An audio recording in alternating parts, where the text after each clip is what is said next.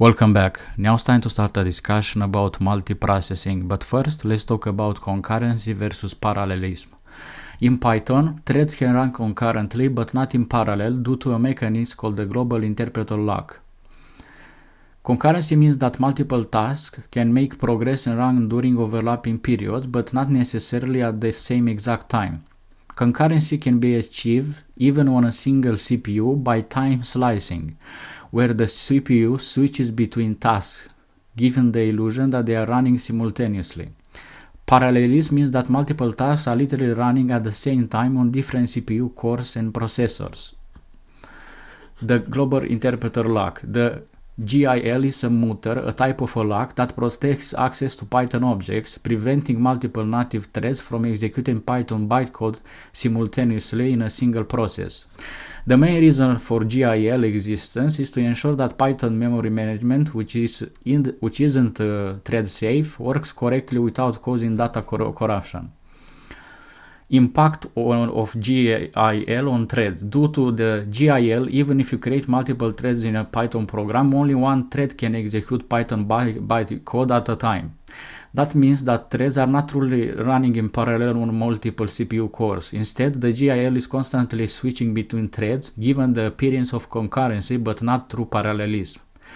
This limits the ability of threads to fully utilize multiple cores for CPU-bound tasks that require significant CPU processing. However, threads can still be useful for I/O-bound tasks that spend a lot of time waiting for input-output operations like reading, writing, network requests, etc., where the GIL is released during the waiting period, allowing other threads to run. Alternatives to parallelism. And we come to our discussion, multiprocessing. To achieve true parallelism in Python, the multiprocessing module can be used. This module bypasses the GIL by using separate process instead of threads, with each process having its own Python interpreter and memory space. This allows multiple processes to run in parallel on different CPU cores. Asynchronous programming. For I/O-bound tasks, asynchronous programming with async can be an alternative, so with async-o can be an alternative. It uses an event loop to manage I/O operations, allowing for concurrent execution without requiring multiple threads. Summary.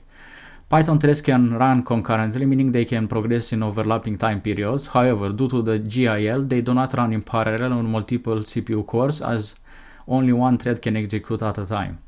For true parallel execution, process via multiprocessing or alternative paradigms like async-o are needed. The GIL behavior is specific to the standard implementation of Python. Other Python implementations like JPython or IronPython do not have a GIL and can potentially allow parallel thread execution. When I say that Python threads can progress in overlapping time periods, I'm referring to the concept of concurrency and how the operating system schedules and manages the execution of threads. Single CPU cores and time slicing. On a single CPU core, the operating system can switch between different threads, giving each one a small slice of CPU time. This is known as time slicing.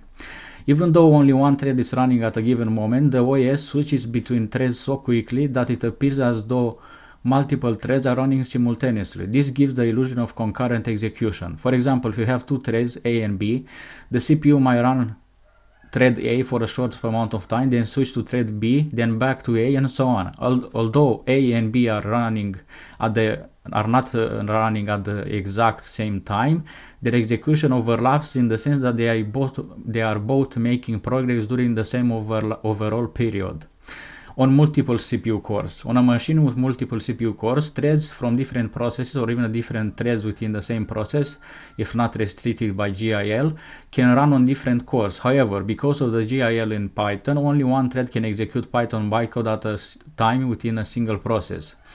Even with the GIL, other threads in the process can be making progress, such as when a thread is waiting for I/O, like reading from a file or waiting for a network response. During this waiting time, the GIL can be released, allowing another thread to execute. This is another form of concurrency, where one thread might be waiting, not using the CPU, while another is executing. Overlap in time.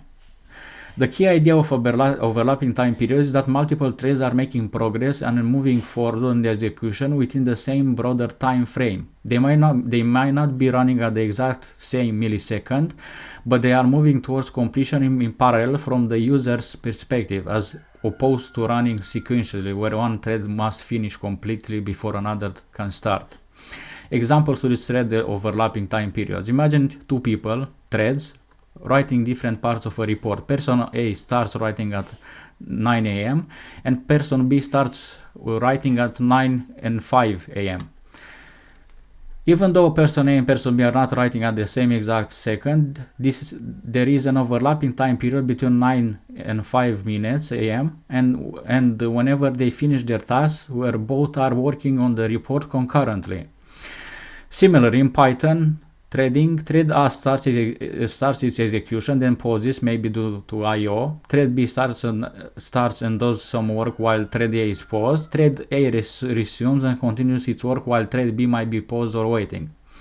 Both threads are making progress in the overall period, creating an overlap, even though only one is actively using the CPU at a given millisecond. The overlapping of active periods is what is meant by overlapping time periods in the context of concurrency. Now, let's talk about multiprocessing. Multiprocessing in Python allows you to create multiple processes, each with its own Python interpreter and memory space. This enables true parallelism because this process can run on different CPU cores simultaneously, bypassing the global interpreter lock, GIL, that limits threads in Python. Process. A process is an independent execution unit that contains its own state, memory, and data. Unlike threads, processes do not share memory space, which makes them more suitable for CPU-bound tasks where you want to fully utilize multiple cores. Multiprocessing module. Python multiprocessing module allows you to create and manage processes easily. It provides similar interfaces to the threading module, making it relatively easy to switch from multi-thread to a multi-process application. Now, let's import here. Import multiprocessing. And let's import time. I'm gonna create a function, define worker function. We're gonna have a parameter number.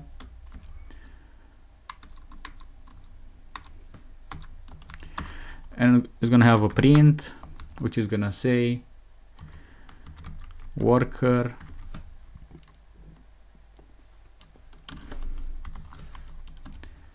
starting dot format number. Then I'm going to type here time dot sleep 2 seconds. Then I'm going to add another print worker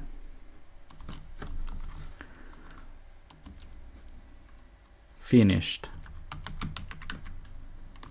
dot format number. Now I'm gonna push this down. Now we need to add our code inside the if name equals main, and to not type if underscore name equals main, we can simply type m and we have a suggestion, and it can fill this for you, if name equals main. So if I press enter, I have that generated for me. I'm going to explain immediately why we need to put our code here. Alright, so we're going to put all of our code, the processes that are going to run inside this if. And we do this because when you run a Python script, the code at the top level outside of functions and classes is executed immediately. This includes the creation of processes. However, when a new process is started using the multiprocessing module, Python actually imports your script as a module in the new process. This means that the top level code will run again in each process, potentially leading to an infinite loop of process creation. The if name equals main block ensures that certain parts of your code, like creating and starting new processes, where you're gonna type our code, will only run when the script is executed as the main program and not when it's imported as a module in a new process. So this is why we put our code inside this if. Alright, I'm gonna put a comment here.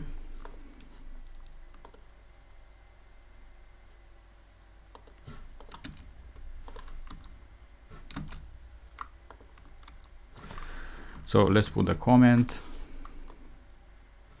I'm gonna create a list, processes. It's gonna be an empty list.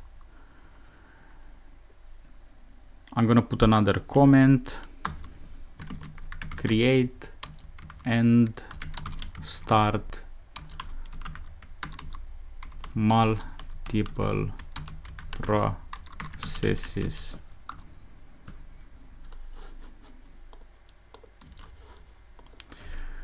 And I'll type here for I in range 5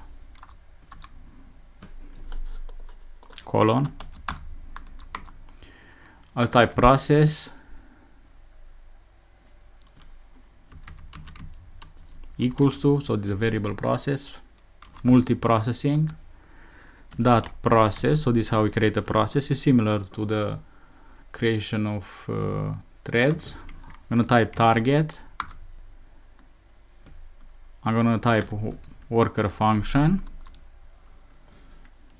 comma, args, and I'm gonna put parentheses, I, comma. So this is what we do here. Wait, I forgot to put the colon here. Alright, then I'm gonna type processes dot append process. Then I'm gonna type process dot start.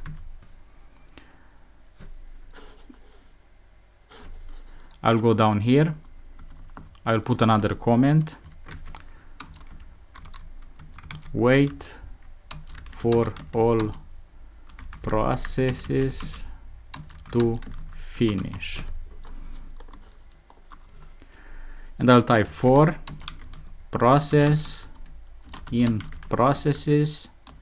So I'm gonna loop through all of our processes. So I'm gonna type process dot join. So I'm gonna wait for the main thread is gonna wait for those processes to finish.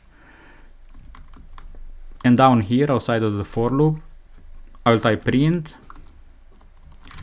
all processes are complete. Now if I run this, let me push this down. So we have our code. We have worker 1 started, worker 2 started, and worker 4 finished, worker. So we have again worker 0 starting, then they finished, and we have all processes are complete. So this is how you start processes, and this is how you create processes in Python. And processes can run in parallel, unlike threads where you have only one thread at a time, but the CPU switches between them so fast that it appears to us that they are running in parallel, which is not true. Okay, I'm gonna end this video here, and I'll see you in the next video.